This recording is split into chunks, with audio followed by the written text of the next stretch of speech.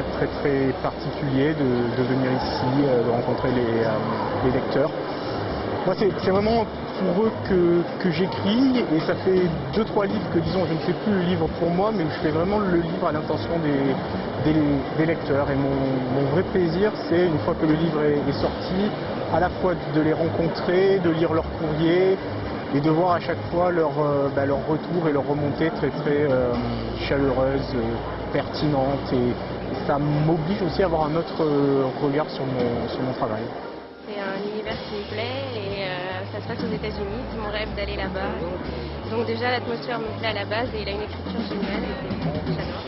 On rentre vraiment dans la peau du personnage. On s'identifie en fait. Si on pouvait faire la même chose, revenir dans le temps d'avant, ce serait formidable. C'est un univers qui nous transporte dans le livre et Guillaume Musso est un être en plus très abordable, très sympathique. Voilà. C'est vrai que lorsqu'on est chez soi, lorsqu'on écrit le roman pendant un an, bon, c'est pas très glamour, quoi. C'est un type seul devant son écran qui travaille pendant 10 heures, 12 heures par jour de façon assez solitaire.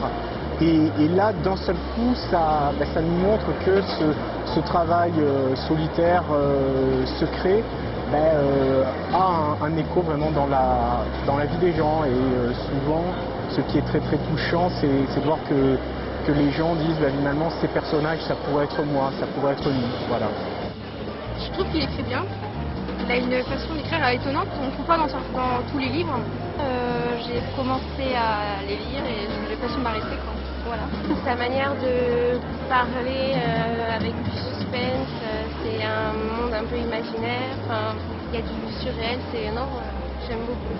Parce que c'est quelque chose de vraiment personnel, on a l'impression de retrouver un peu son histoire, un peu notre histoire à nous. Pour moi, vraiment, cette rencontre avec les lecteurs, enfin, le fait d'avoir du succès, c'est un peu finalement comme une histoire d'amour.